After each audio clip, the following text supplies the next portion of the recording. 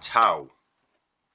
Hi there, welcome to another video from the Vickers MG Collection and Research Association, and this is another of our Friday Fonds and our release of another President's Report of the Ordnance Board, this time covering a summary of what was being researched in 1941. And this is our first look through this. There's amazing material. We haven't actually caught up with the ability to what am I trying to say? We haven't actually got the proceedings yet because there's so much. So we're still only working through 1940, but we thought we'd share these President's reports publicly so everybody can see the kind of thing that we're planning to release over the next couple of years. And it probably will take that long. We're talking of gigabytes of data here that we have to sift, go and photograph, sift through those photos, turn them into PDF documents, index the information, and work forward. So here we have three separate files covering the President's Report. The summary reports are big enough that they're more than 200 meg per file, which is our limit on Patreon, but hopefully you will click in and look at it. Now what we're going to do is talk through the first file briefly because of the index that's available in there, and then we'll move on to the third file, which includes the small arms, and I'll just talk through the summaries of those. So here we are. This is the cover for the report of the President of the Ordnance Board for the year ending November 30th. Interesting that it doesn't go to December. I don't know why. 1941. And it was printed in 1945, if I remember rightly. So what does it cover? Let's zoom in and have a look. And it includes the Constitution of the Board and some details. Now, Constitution of the Board will tell you all the people that were involved in making these decisions. So sometimes people say, oh, such and such, somebody I'm researching was a member of the Ordnance Board. Well, this is the list that will help you tell you that. We see bombs, aircraft, ballistic air resistance committee, which I can't quite remember. That's all about wind speed tunnels and stuff, if I remember rightly. Cartridge cases, flamethrowers being developed continually as well. Fuses for anti-submarine spigot mortar bombs. That sounds quite specific. And then we can go down to the next page, mines, anti-tank and shrapnel, the types of metals that were being used, the different ordnance across the naval, land and air services, and then as we get down we get into small arms and small arms ammunition.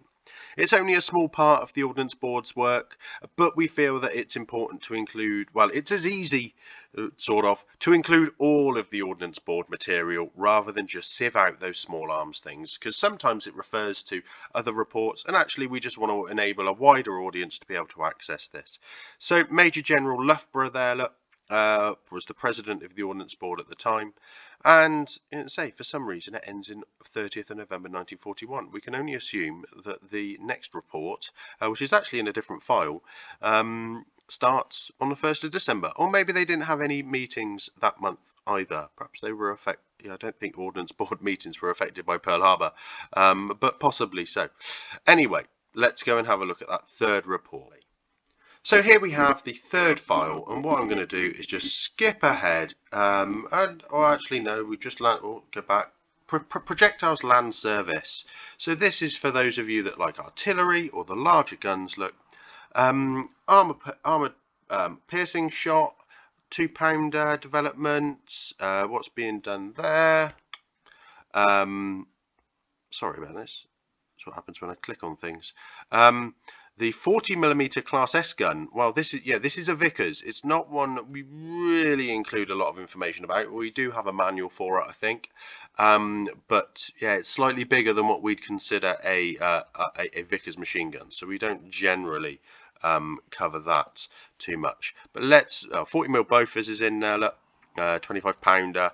So maybe those of you that like 25-pounder developments are in there, 75mm, 3.7, lots and lots of detailed stuff. And mortars are covered within this as well. So muzzleloader, 4.2-inch mortar bombs. And this was when they were being first trialled and developed, if I remember rightly. So we've got 3-inch mortars as well in that. And the blacker bombard, something for the armourer's bench to look at. See if we can zoom in just so. I'm not getting to grips with this, am I?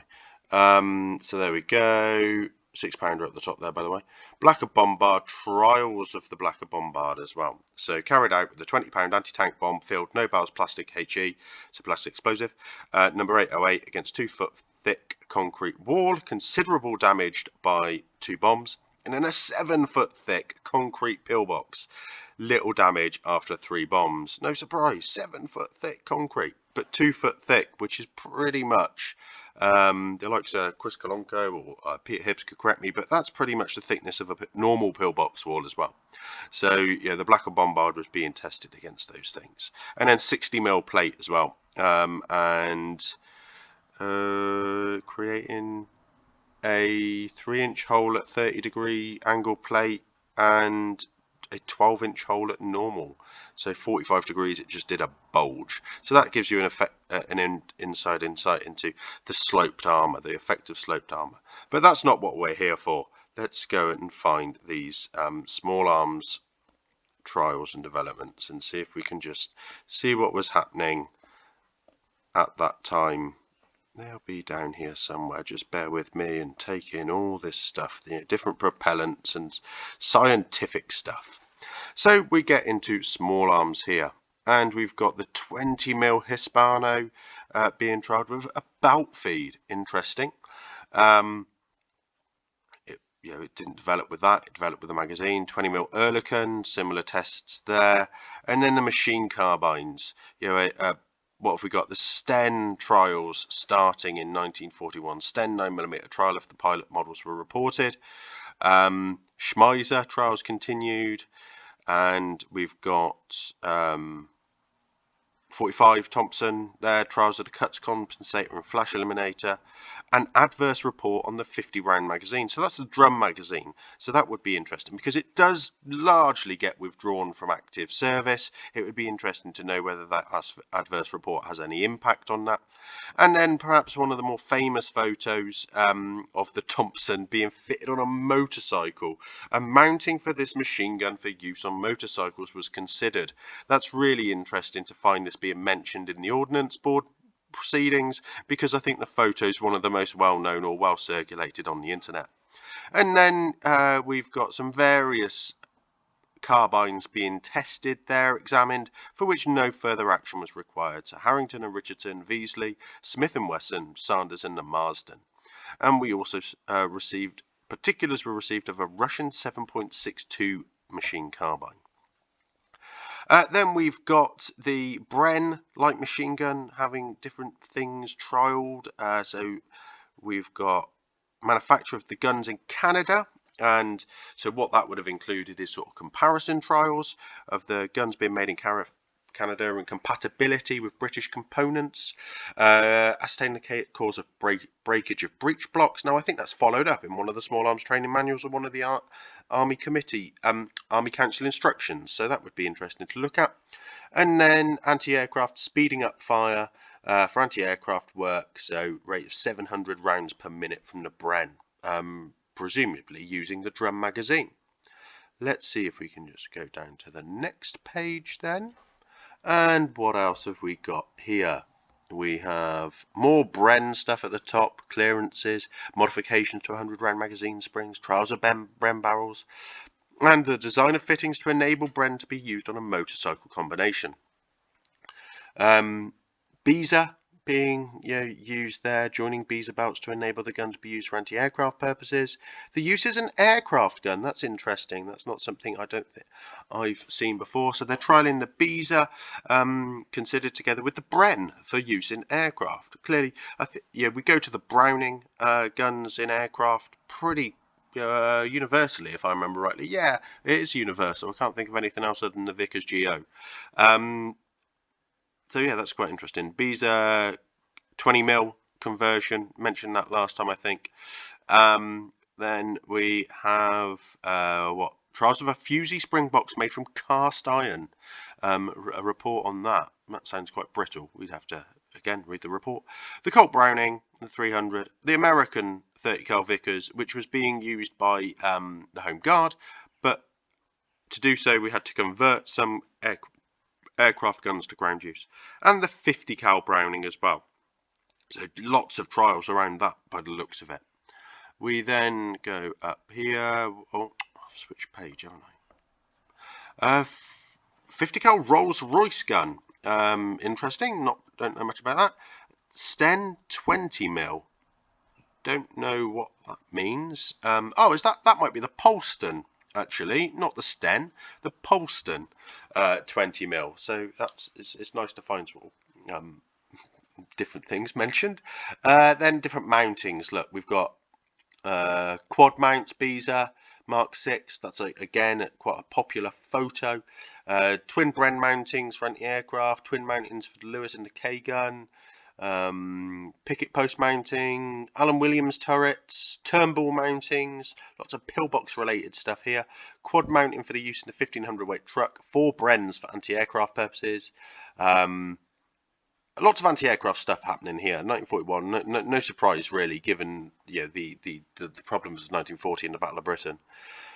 And then machine gun bouts. So we got Messrs. So T. French and Son, Thomas French and Sons, who made all the Vickers ammunition belts, proposed the use of plastic clips for machine gun belts. After investigation, no further action was required. But what an interesting trial that would have been.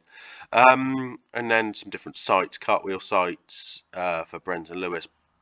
Different miscellaneous guns. The Gabler gun, the Danish, a converted bout-fed Maxim being used in aircraft potentially. The Heifer gun. Now that was produced for the defensively employed merchant vessels, DEMS, defensively equipped merchant ships, DEMS, and it says there that it's unsuccessful, but it seems to appear in quite a bit. And then the Neos gun, something I'd not heard of. So some miscellaneous stuff there. Russian guns obviously coming across for us to trial as well. Machine gun accessories, bout filling machines, machine gun barrels, magazine filler for the 100 round magazine, abandoned. Oils, pistols, Ivor Johnson, signal pistol, rifles. A suggestion to convert the Patton 14 rifle to the Scotty self-loading system, unsatisfactory. The proposal received the furniture of this rifle for the number 4 should be made in all metal. Wow, okay, that might be interesting. Still under consideration, but not considered promising. And then proposal to convert the SMLE to a self-loading action, and a super velocity anti-tank rifle, a 0.55/7.92 millimeter rifle. Wow, that's certainly one for Jack from Cartridge Gram to got any of those rounds, Jack? 55 down to 792. Interesting. Universal carrier trials for the boys, muzzle brake design, and a report on a Russian self-loading rifle, obviously equivalent. So night sights, chargers, plastic chargers, not recommended. Obviously break too easily. Body armor, captured body armor, angle of attacks, wire cutters. I'm not really sure why they're in here. I can only assume these are the ones that fit on a rifle or another small arm. And then trials of different barrels with 2-groove rifling, and proposal to reduce bore dimensions for the 303. Okay, and then rust proofing. What else have we got? Enemy munitions. So we start to see some trials of enemy, so German machine guns. Any Italian stuff in there? Not sure. Walther signal pistol, MG15, 15mm ammunition there. Some anti-tank guns, 2cm Madsen anti-aircraft. So what we got? We got captured documents, and we've also got some captured weapons in here as well.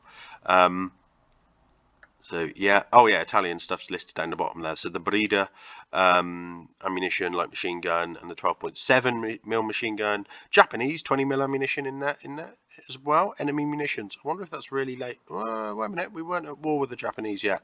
So what we're doing, classifying them as Japanese. I wonder if this was just written afterwards and we were at war by that point. And then other munitions, so some French stuff. Lots of ammunition stuff, as I always mention. It's a little bit out of our comfort zones to go through, so I won't cover it in a lot of detail here, but you can see that we are starting to interesting to see the machine carbine ammunition here being referred to as 9mm Schmeiser brackets Sten, because it was the same ammunition, and obviously we're considering it as the same all the way through. 0.5-inch Vickers ammunition, armor piercing tracer, incendiary, all that good stuff there. 15mm Beezer, 50.55 boys, lots of 20mm trials. Yeah, loads of 20mm stuff. General small arms ammunition, so the watertightness of all types of small arms ammunition, so that's interesting. Grenades, lots of different types of grenades that we're developing at this point as well. SAA 11, don't know what that means. So that I assume that's still grenades, but I'm not really sure why you've got this separate heading in the middle there. Tracers getting dealt with separately actually, but then Northo the projector and the Hawkins anti-tank grenade mine, something that would become ever present in the latter part of the conflict. In all the manuals, use the number 75 grenade or the Hawkins mine now. So that's a sort of insight. We could go through tracers and igniters, but again, it's outside of our comfort zone. So that's an insight there into what the Ordnance Board were talking about in 1941. You can see it's getting busy. There's going to be a lot of material that we start to share there. It's going to take us a long time to prep it. So please do support us on Patreon to get access to it. Make it worthwhile. Do the research. Use these primary source documents to really understand what was happening with small arms during the Second World War. We find them fascinating. And actually what we really want from this is more people to sit down, study them and understand, because we'll only look at the Vickers stuff in any detail. So let's say it's all here, and we really hope people can make use of it and support us at the same time. Thank you for watching. Please remember to like and share the video and subscribe to the channel. Please support us on Patreon if you're able to, and let us know of anything you'd like to see in the future. I look forward to hearing from you.